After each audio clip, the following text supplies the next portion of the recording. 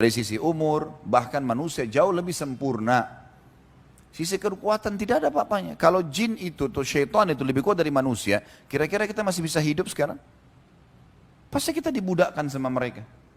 Bahkan Allah mengatakan, inna kaida syaitani kana dha'ifa.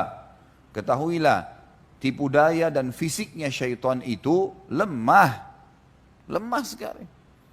Ada hadis yang sahih berbunyi, kata Nabi SAW, kalau seseorang di antara kalian membaca bismillah pada saat mau makan, maka syaitan di sebelahnya mengecil seperti lalat.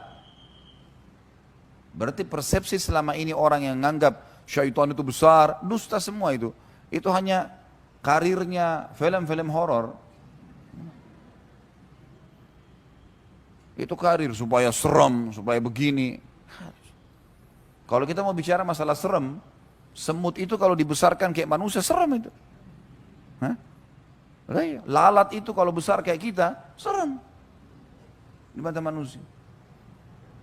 Yang kita lihat iya, tapi jin tidak dilihat. Gitu kan? Gak ada perlu. Allah mengatakan dalam ayat yang lain, a'udzubillahi minasyaitonirrajim, fala takhafum wa khafun in kuntum mu'minin. Jangan pernah takut kepada syaitan itu, dan hanya takut kepadaku kalau kalian beriman. Gak ada yang perlu dikhawatirkan.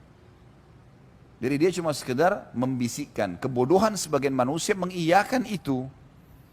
Bisikan-bisikannya, baik itu bisikan membuat dia terjerumus dalam dosa atau ditakut-takuti.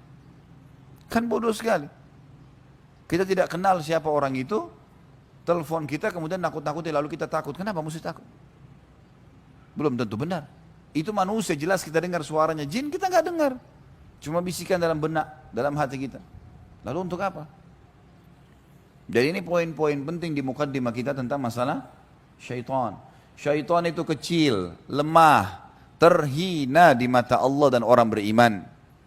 Tidak ada kekuatannya.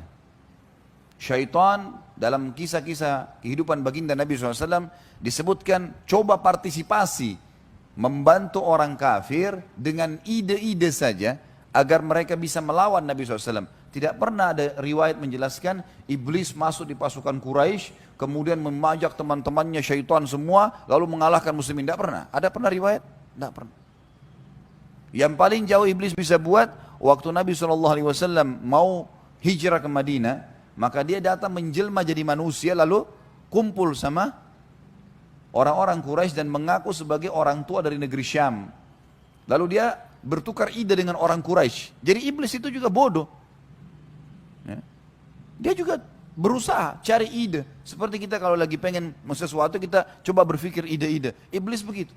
Bahkan di dalam majlis Quraisy dia tidak bisa memberikan ide yang terbaiknya. Iblis menunggu ide-ide semuanya sampai Abu Jahal mengatakan lebih baik kita panggil dari setiap suku anak-anak muda yang menebaskan pedangnya satu kali kepada Muhammad sehingga sukunya Muhammad gak bisa melawan semua suku Quraisy. Kalau satu orang, dua orang nanti sukunya akan berantem dengan sukunya orang ini. Apa kata iblis? Ini baru pendapat. Dalam riwayat sahih, waktu dia menjelma jadi manusia, dia bahkan mendukung pendapatnya Abu Jahal yang tidak terlintas di benaknya iblis. Iblis saja nggak pikir itu. Berarti ada manusia yang mengalahkan iblis ini. Hah?